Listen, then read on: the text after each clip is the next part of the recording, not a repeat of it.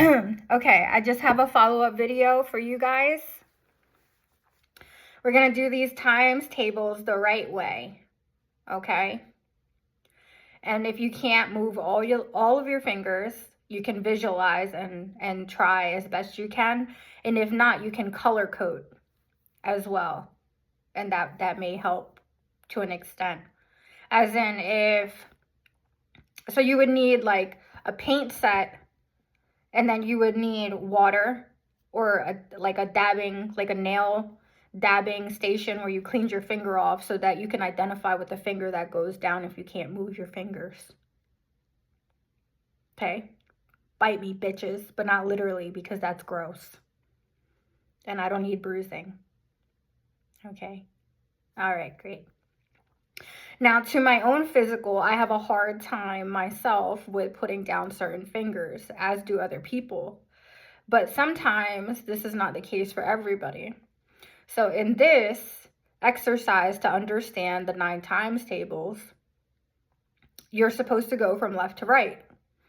In my previous video, I've showed you that there is a complicated way to figure this out, but that way to figure it out has to do with your physical.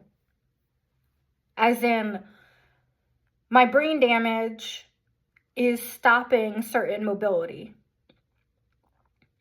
My brain damage is causing me an issue with organ function. And my organs have an issue, not from drinking. Okay, first of all, guys, pause. Now we have to pause. I haven't been drinking my whole life. Okay, let's start there. I'm not a sickly person in general. When I was born perfect. As in perfectly healthy and perfect. I had, the left and right side of my face were perfect. My proportions to my abdomen and my hips to my feet are proportionate for my size. Everything was proportionate. It still is in a large way. And that's not what I'm harping on. I'm saying that clearly you guys have an issue with encountering somebody that you feel less than. And that makes me feel really upset. Because I don't look at you and think less than. I look at you and see you. Who you are, your character. Okay, the contents of your character matter. Your personality traits I don't judge you for. So the principle here in this situation, there's a rule. And if you take it so far as a law, this is your problem. Personality before principles is identifying with somebody's personality before the fact that they live by principles and the principles. And to be honest with you guys, when you read the big book and you come across each other, you guys have an issue with interpreting the information for yourself. And that's the intent of it. The discussions that you guys have during meetings and rooms and everything else like that is to understand somebody else's perspective, which is what you guys say, take what you need and leave what doesn't fit. And you guys don't understand that when you say that, it doesn't mean, oh, they're wrong.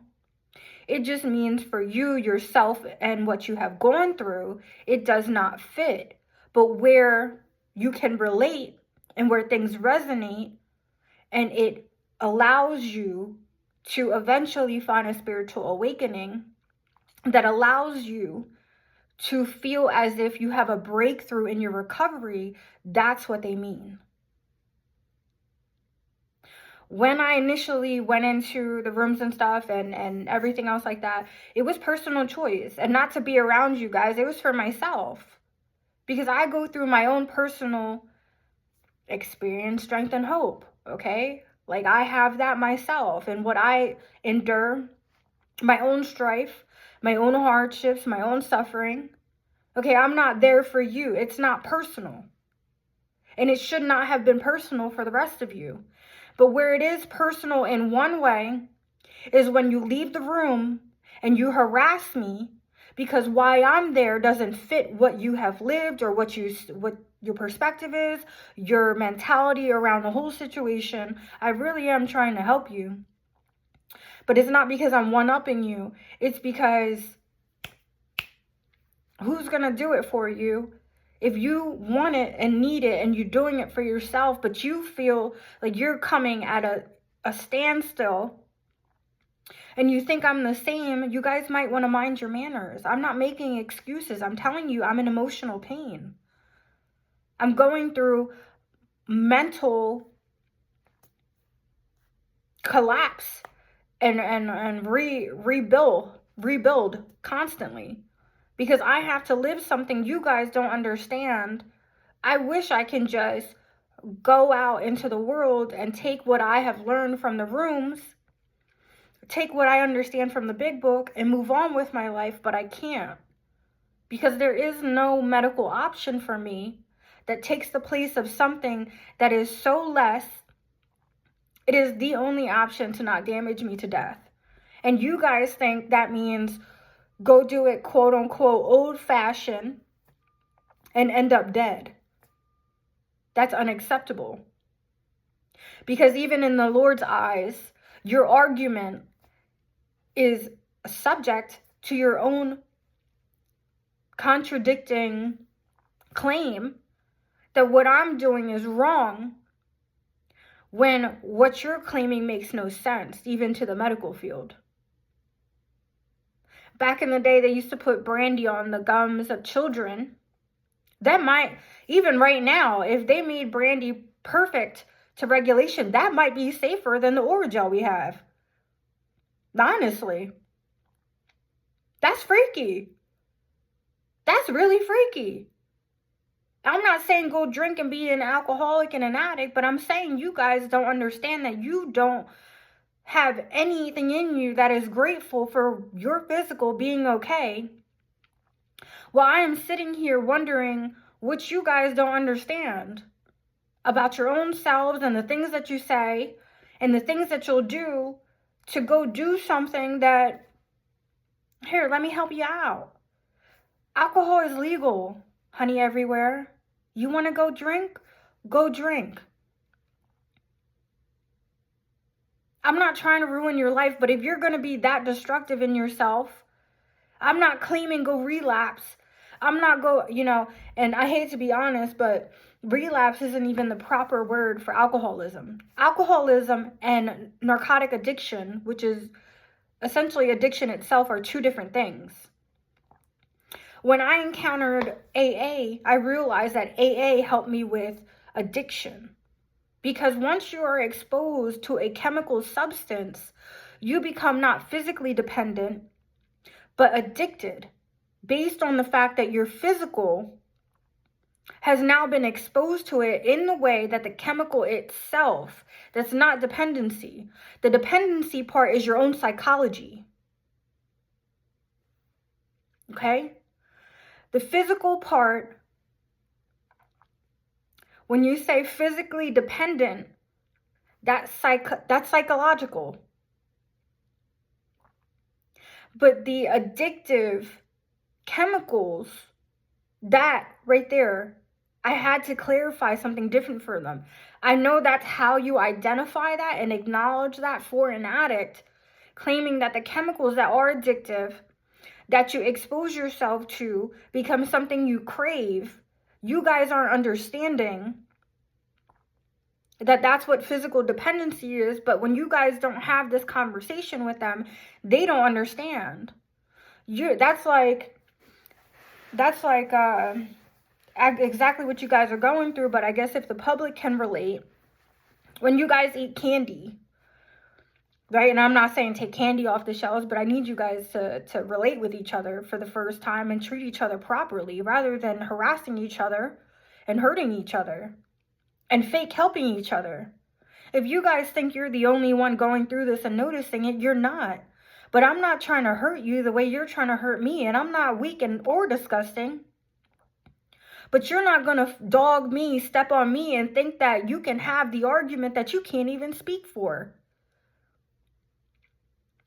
You're not going to try and shit on me as I try and clear up, it seems like a century of arguments between what people identify with as Al-Anon, NA, and AA. Okay? You know, that's like candy. Like, you know, anybody ever eat, I mean, obviously, you eat candy and it's so good, right? It's so good. Oh my gosh. I just love the candy. I just want candy. No, I mean real candy. They're like, oh, I know that feeling. That's the feeling.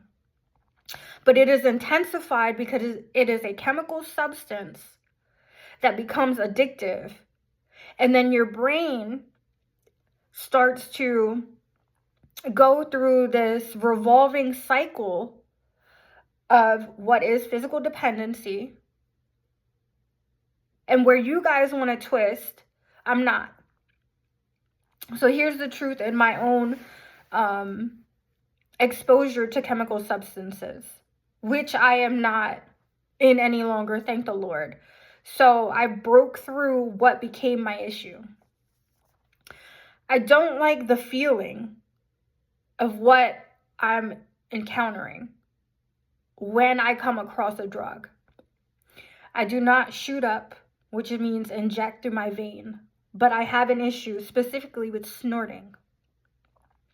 Because I expose my physical to a chemical substance through my nose, not obsession, but the addiction in what I have exposed myself to is that sensation that goes up my nose, burns, the same way you can eat wasabi and feel that. It's that sensation that I wanted. Okay, so it's not the high part. It's like a ping through my senses. And for some reason, for a long time, I couldn't figure out, because there was no one to talk to properly that could get it out of me, what was wrong and what was going on. Obviously, the drug itself, but you don't understand my life circumstances where you think you can speak on me. And if you so try, you will end up responsible and accountable for your own actions that have become result in my own life. And to be sick, it is not the addiction itself, but it is my mental instability. When your mental becomes unstable, you find yourself in an awkward situation where you, in a large way, become absent-minded and live on autopilot, going through the motions of life, okay, feeling scatterbrained, not being able to think clearly. So it was not just that sensation, but it was the taste. And I'm not sure if it was just the taste down where it was going, because that's just the way it goes. You know, it goes up that way, you get the sensation, and then you taste it because it falls in the back of your throat. But it was the taste of the chemicals itself that I started becoming addicted to. Not the high, the taste of the actual chemical. That is physical dependency, but that's not how the majority of the addict community understands it. Now, alcohol and alcoholism is different, very much so. Where they are similar, it is that people do like the taste, but it's more so the feeling that they chase. Okay? So once I identified with where my addictive behavior was coming from in the act and motions, habitual motion, to physically expose myself to a chemical, I was able to break myself out of something unnecessary to do onto myself. But that does not mean that is an argument for a means to an end for everyone else. This should really help people, and I hope it does. All right, this is going to be hard, but parents, you can do this for yourself. Let's wrap this up. Now, before, because my physical has a hard time with certain, execution, 9 times 1 is 9. So this will work. To my physical and to mathematical calculations, it is accurate. To the overall technique or method, rather, to calculate multiplication in this times table, it is inaccurate. And this is my issue with the rest of you twisting mathematics and science for your own benefit or means to an end without understanding this is how clear and quickly this can be resolved. Now, where I had started here, went here and had to figure out where this made the most sense. 9 times 2 is 18. This is only 8, so I need 10 more. Okay, 9 times 3. What is 9 times 3, guys? I don't remember. Watch this. 9 times 3, 27. Oh, I do remember. Look at that. I had it in my head the whole time. Do you see? All right, so kids, parents, this is how it actually goes. And for the kids that do it in an odd way, there might be something about your child you don't understand. Not that they're stupid, ignorant, or special in a way that should make you feel like you lack in yourself, but that the way they interpret information and knowledge is presenting in themselves and coming out in a way that you have to understand them. Okay, you have to understand the child.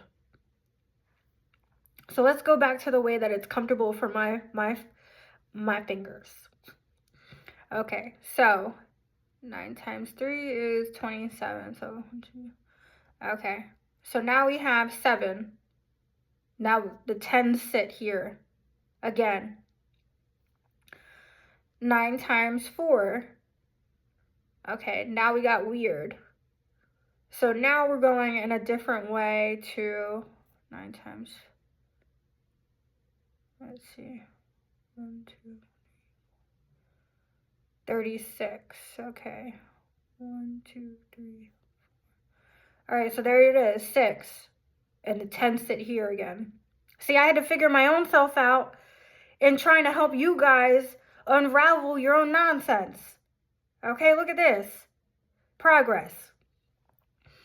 This is how it actually goes, parents. 9 times 1, you start from the left and go from the right. It would be your pinky. So if you have issues like I do and can't put them down to get what you need out of it, you can take paint, blot your finger. 9 times 1, so it's your pinky down. It's every finger to the left, that's 9. 9 times 2, that's 18. There's 1 on your left. You put a break in it only for placement. 1s, 10s, 100s, 1000s, and so forth. So 1 and 8 would be 18. 9, I hope to God you guys aren't so ignorant to call me stupid when I am figuring you all out, not myself. As in, I am helping you in the middle of trying to know what's correct off the top of my head and understand the rest of you to get you guys help and to correct the educational system in this country. To understand how to teach children that are special needs, remedial, average, above average, and advanced/excelled.